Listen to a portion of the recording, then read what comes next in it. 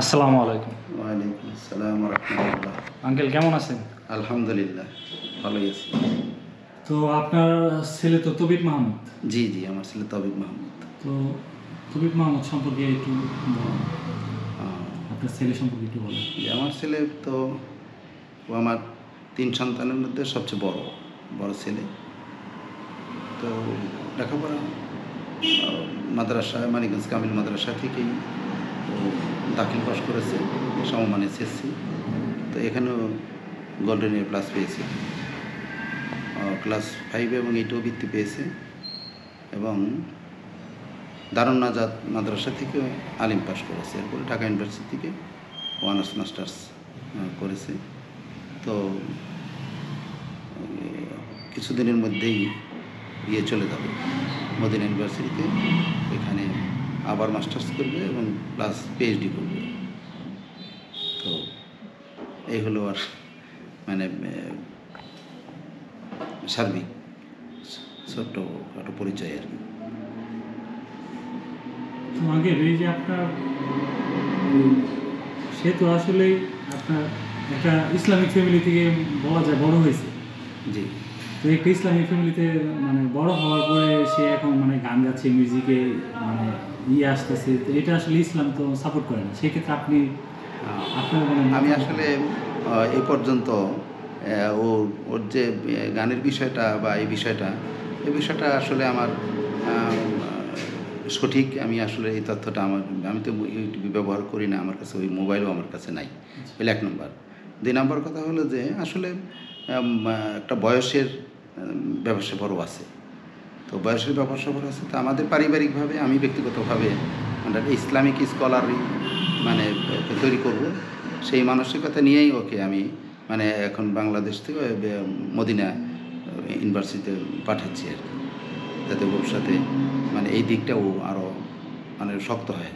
আর বিশেষ করে হলে আমি ইসলামিক স্কলার তৈরি করব বিধায়ী তো ওকে আমি ঢাকা বিশ্ববিদ্যালয়ের আরবিতে মানে অনার্স মাস্টার্স করেছি আরবি। আর আমিও মূলত এই ডিপার্টমেন্টেরই ছাত্র।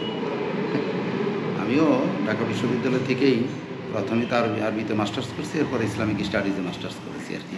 তাহলে যদি সং মানে গানের ক্ষেত্রে, র্যাপ গান ক্ষেত্রে যদি বাজনা আসে, মিউজিক আসে, এগুলো তো হারাম ইসলাম না, বাজনা তো অবশ্যই ইসলাম তো এটা অ্যাকসেপ্ট করবে না। তো সেই ক্ষেত্রে যদি সে মিউজিকে বা মানে সঙে আপনার মিউজিক বিভিন্ন ধরনের আপনার সাউন্ড ইফেক্ট দেয়, সেগুলো তো হারাম হবে, তাই না? না, সাউন্ড মানে ইসলামিক তো গান,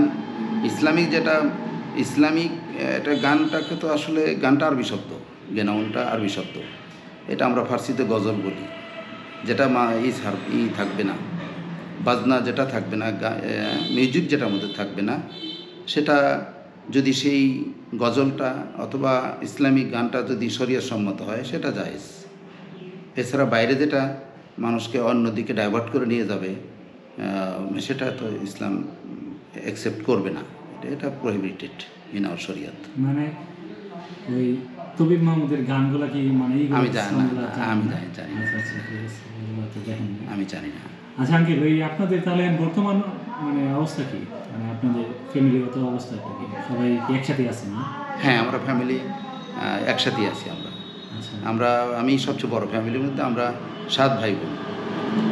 আমি সবচেয়ে বড়, আমি বড়, আর আমার পরে যেটা সেটা বোন, তারপরে ভাই, মানে ভাইরা আমরা একত্রে আছি। হয়তো আমার বাড়িতে দেখেছেন আপনি বোধহয়, ওরা বলছে আর কি। জি। জামাত ইসলামের মানে মূল ঘটনাটা ছিল যে বর্তমান যে জামাত ইসলামের আমির বর্তমানে শফিকুর রহমান, না মানিকগঞ্জ জেলার মানিকগঞ্জ জেলার যে জেলা আমির, তার নাম কামরুল ইসলাম। কামরুল ইসলাম হচ্ছে আমার চাচাতো ভাই। তো 2017 সনে সে ছিল এই জামাত ইসলামের মানিকগঞ্জ জেলা শাখার সেক্রেটারি। তো এই তোকমাটা লাগাইল যে ওনার চাচাতো ভাই হচ্ছে জামাত ইসলামের সেক্রেটারি এবং উনি জামাত ইসলামের ডোনার, 1 নম্বর অভিযোগটা, যে উনি জামাত ইসলামের সমস্ত অর্থায়ন করেন উনি। এবং আমার আর এক চাচাতো ভাই, উনি এখানে প্রবাসক, এনটিএসের মাধ্যমে আরবিতে প্রবাসক হয়েছে। তো ওনারা বললো যে এনটিএসের মাধ্যমে যদি কেউ চাকরি পায় সেটা তো আমার কোনো হাত নাই। তো ওনারা বললো যে উনিই ওনাকে চাকরিটা দিয়েছে। তো সেও আবার জামাত ইসলাম করে। তো ওই জামাত ইসলাম মানে আমার উপরে এই জামাত ইসলামের ট্যাগ লাগিয়ে উনি ওনাকে উনি আমাকে পছন্দ করে না। জাহিদ মালিক সাহেবের বক্তব্য ছিল যে উনি তো জামাতের লোক, কাজে আওয়ামী লীগের লোক, আমি সভাপতি, এই জন্য আমাকে পছন্দ করবে না, এই হলো মূল কারণ, এমনি অন্য কোনো বিষয় নেই আর কি। আচ্ছা আঙ্কেল, এই যে আপনার যে ছেলে আপনার ওই শুনলাম ছোট থেকে লেখালেখি করতো, লেখালেখি করতো, হ্যাঁ আবার শুনলাম যে একটা কবিতা তার দাদুকে নিয়ে লিখছিল, হ্যাঁ লিখছিল। এটা কি আঙ্কেল মানে আপনি মনে আছে? না, কবিতাটা সম্পর্কে আমার মনে নাই, তো কবিতার বই আছে, ওই বইটা আমি আমার বারবার পড়ছে, কিন্তু যে এত সুন্দর করে কবিতা লিখেছে, আমার বাবা যা যা করতো, আমার মা যা যা করতো, ঠিক ওইটাই ফুটিয়ে তুলছিল। আচ্ছা আচ্ছা। এইটা আমার ফ্যামিলির যারাই পড়েছে তারা চোখের পানি ফেলছে যে আমার এই বিষয়টা হৃদয়গ্রাহী করে তুলেছিল। তাহলে আপনার তো আঙ্কেল এই ছেলে এখন বর্তমানে দেখা গেছে যে মানুষ প্রায় যারা ইয়াং জেনারেশন আছে, হয়তো যারা ইয়াং জেনারেশন আছে তারা সবাই তো মোটামুটি চিনে র্যাপ সং, মানে গায়ক হিসাবে, বা দেশের যে আপনার যে যে জায়গায় মানে ইগুলা ঘাটতিগুলা যাবে, যে যে জায়গায় পথ শিশু নিয়ে যে কাজ টাজ করে বা ই করে, এইগুলো হিসাবে তো মানে খুব ভালো ভালো আপনার কথা বলে, যেহেতু কবি হিসাবে তার কথাগুলো অনেক গুছানো থাকে। এই কথাগুলো কি সে নিজের থেকেই বলে, মানে নিজেই সে আগে এগুলা মানে লিখে বলে নাকি আপনি কার কাছে আপনার? না, ও নিজে থেকে বলে, ছোটোবেলা থেকে ও সমস্ত যেখানেও দিয়েছে প্রতিযোগিতা, আর সকল প্রতিযোগিতা অনেক অ্যাওয়ার্ড আছে ওর। ও ছোটোবেলা থেকেই অনেক অ্যাওয়ার্ড ওর আছে। এগুলিও যেটা করে ও নিজের থেকেই করে আর কি। এমনিও বাসায় আসলেও মানে ও তো বই লিখছে, কয়েকটা বইও লিখেছে। বইগুলো দেখবো।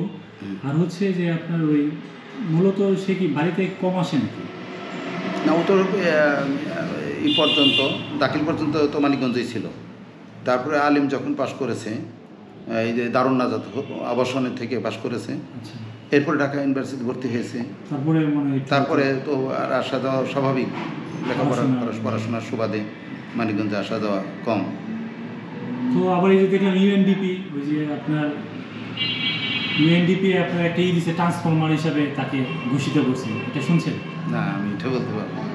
মানে তাকে ইউএনডিপি আপনার ট্রান্সফর্মার মানে পথ শিশুদের নিয়ে যে সে কাজ করতেছে, এটাই নিয়ে মানে তার একটা জীবনী বা তার একটা লেখা আপনার দেশের বাইরে ওরা আপনার এটাকে মানে গল্প হিসাবে মানে না, এ বিষয়ে নেই। তবে ফ্যামিলিগত দিক থেকে আমরা, আমার বাবা মা, এটা আমার মাও খুব সম্ভ্রান্ত পরিবারের মা ছিলেন, আমার বাবাও তাই। তো আমাদের আমরা একটা প্রতিষ্ঠান করব মানে এতিমদেরকে নিয়ে। আমি একটা জায়গাও কিনেছি, এটা বড় একটা জায়গাও কিনেছি, এটা কাজ শুরু করব। শুধু আমরা এতিমদের, আমাদের যে টোটাল ওয়েলথ যেটা আছে, এই ওয়েলথের একটা অংশ আমরা একটা বানাবো, এটা কী বলে, ফাউন্ডেশন করব, ট্রাস্ট করব একটা। সেই ট্রাস্টের মাধ্যমে পারিবারিক ট্রাস্ট করব। সেই ট্রাস্টের মাধ্যমে আমাদের যে আমরা যে ইনহেরিটেড আমরা যে প্রপার্টিগুলো পেয়েছি, এখান থেকে একটা লার্জ অ্যামাউন্ট আমরা আমাদের এই পারিবারিক ট্রাস্টে আমরা দান করব, এবং আমরা এতিমদের নিয়ে আমাদের চিন্তা ভাবনা আছে, এটা আমরা করব। আমি তো আবার কুষ্টিয়া বিশ্ববিদ্যালয় থেকে পিএইচডি করছি। হ্যাঁ, আমি এমফিল শেষ হয়ে গেছে, পিএইচডিটা আমার হয়তো 3-4 মাসের মধ্যেই শেষ হয়ে যাবে। তো এটা শেষ হয়ে গেলে আমি আমার কাজ শুরু করবো আর কি, ইনশাআল্লাহ, আল্লাহ তৌফিক দিন। তবে আপনার এই তবিব মাহমুদ আপনার ওই এখন তো বলা যায় সারা বাংলাদেশেই ভাইরাল, মানে পরিচিতি দিক দিয়ে সবাই চিনে তাকে, মানে গায়ক হিসাবে, কবি হিসাবে বা লেখক হিসাবে। তো এই জিনিসটা আনলে আপনাকে কেমন লাগে যে আপনার? না, সেটা যে যদি মানে যে বিষয়টা আমাদের শরীয়ত অ্যাকসেপ্ট করবে, সে বিষয়টা তো তাকে তো অ্যাপ্রিসিয়েট করা যাবে। যেটা শরীয়ত অ্যাকসেপ্টেড হলে সেটা তো অ্যাপ্রিসিয়েট করা যাবে। এইটা আর ওর মানসিকতাও ভালো। এমনি আমার ছেলে, আর আমি ওর মানসিকতা মানে ও গরিবদের প্রতি মানে আগে থেকেই মানে একটা সবসময় ছোটোবেলা থেকে দেখেছি যে টাকা পয়সাগুলো একত্র করে রোজার মাস আসলে তখন ওই দরিদ্রদেরকে ওই দিয়ে দিত।